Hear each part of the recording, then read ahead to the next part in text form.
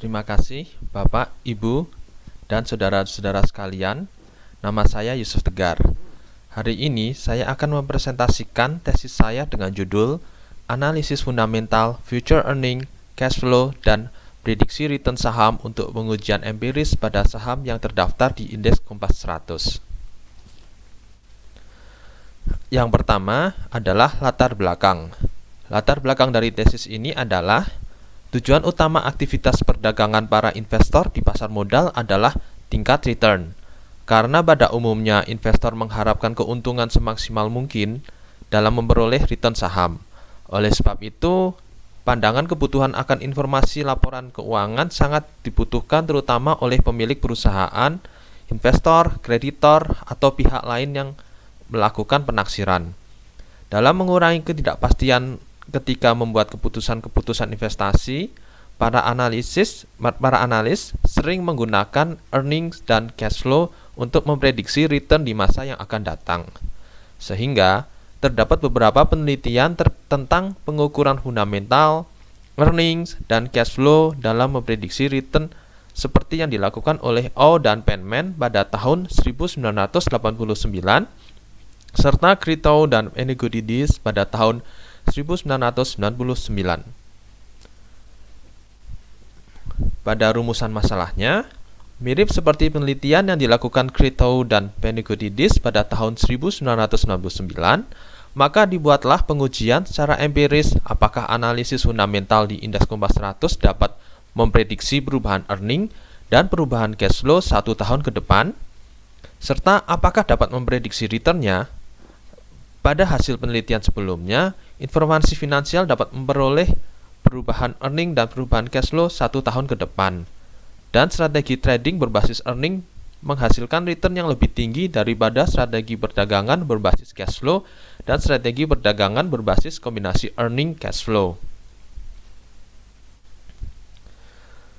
Tujuan dari tesis ini sendiri terdiri dari 3, yaitu pertama, menguji secara empiris apakah analisis fundamental pada Indeks Kompas 100 dapat memprediksi perubahan earning dan perubahan cash flow-nya.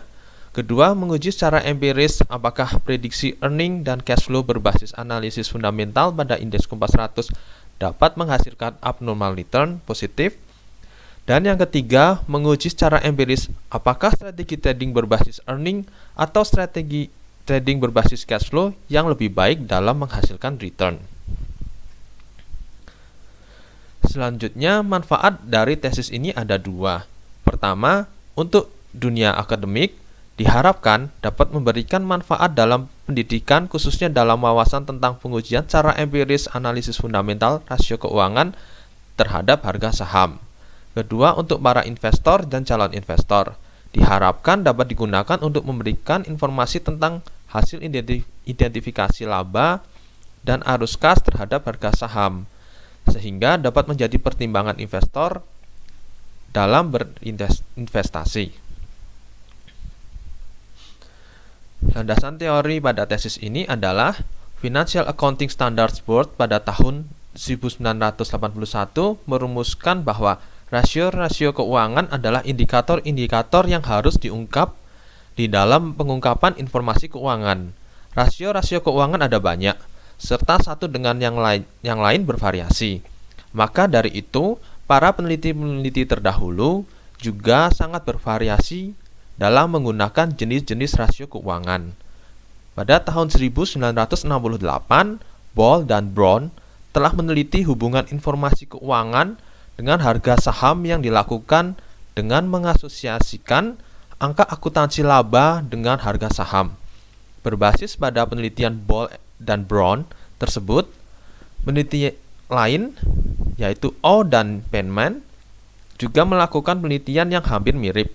O dan Penman meneliti dengan membukukan 68 jenis rasio keuangan dalam mengujinya dengan data angka akuntansi dengan waktu yang berbeda.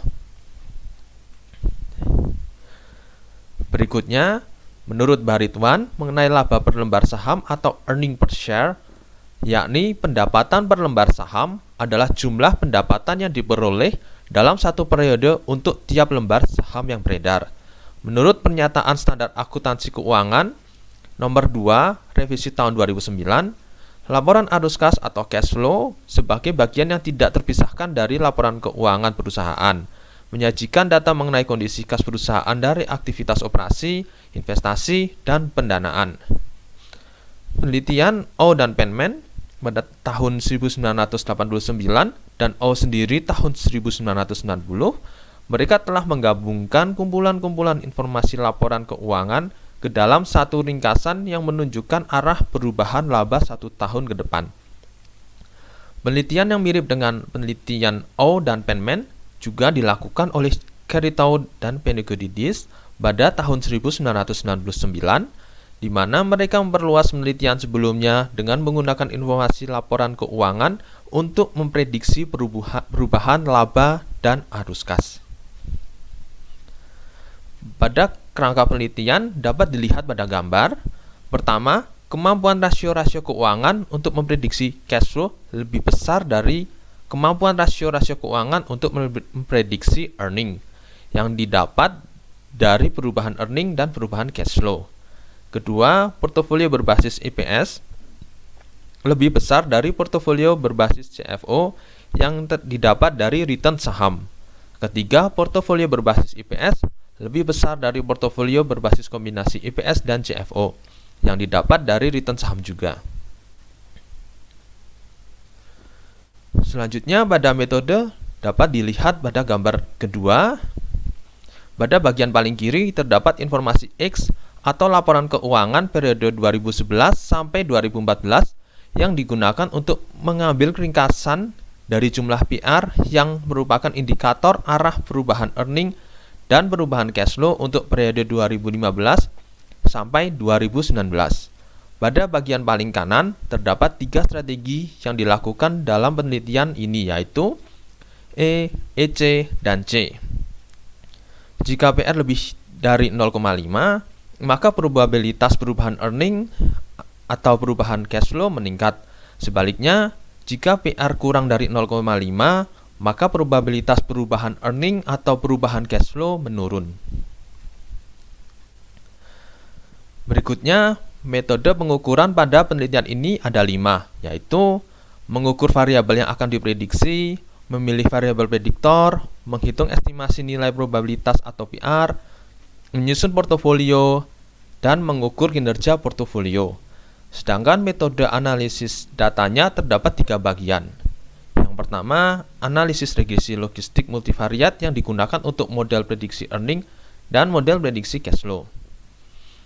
Yang kedua, memprediksi return saham berdasarkan perubahan earning masa depan dan berdasarkan perubahan cash flow masa depan.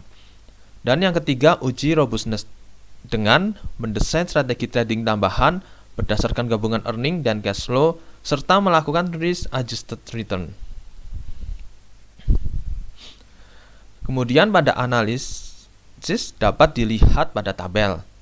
Hasil dari prediksi perubahan earning menunjukkan bahwa rata-rata ketepatan prediksi perubahan earning adalah 49% untuk cut off 0,5 dan 46% untuk cut off 0,6 0,4. Sedangkan hasil dari prediksi perubahan cash flow menunjukkan bahwa rata-rata ketepatan prediksi cash flow adalah 59% untuk cut off 0,5 dan 69% untuk cut off 0,6 0,4. Kedua hasil prediksi perubahan cash flow tersebut di atas prediksi perubahan earning, sehingga analisis informasi keuangan berdasarkan rasio-rasio keuangan memiliki kemampuan menjelaskan yang lebih baik dalam memprediksi cash flow dibanding kemampuan untuk memprediksi earning. Berikut pada tabel kedua dapat dilihat bahwa strategi trading berbasis earning tidak menghasilkan return yang lebih tinggi daripada strategi perdagangan berbasis cash flow. Hal ini dilihat dari return rata-rata portofolio C lebih tinggi dari return rata-rata portofolio E. Kemudian strategi trading berbasis earning menghasilkan return yang lebih tinggi dari strategi trading berbasis kombinasi earning dan cash flow yang dapat dilihat dari return rata-rata portofolio EC lebih rendah dari return rata-rata portofolio E. Kemudian temuan pada tesis ini yaitu hipotesis pertama dan hipotesis ketiga memiliki kesamaan dengan penelitian sebelumnya. Walaupun pada hipotesis pertama memiliki hasil yang sama, namun persentase angkanya cukup jauh berbeda, namun memiliki pola yang sama.